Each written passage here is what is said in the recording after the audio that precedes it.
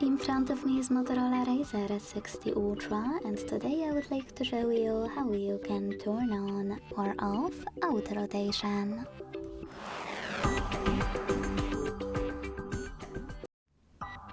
Begin by going into the app menu and looking for Auto Rotate shortcut.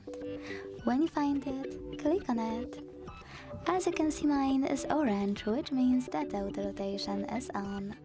To switch it off, tap on the same shortcut.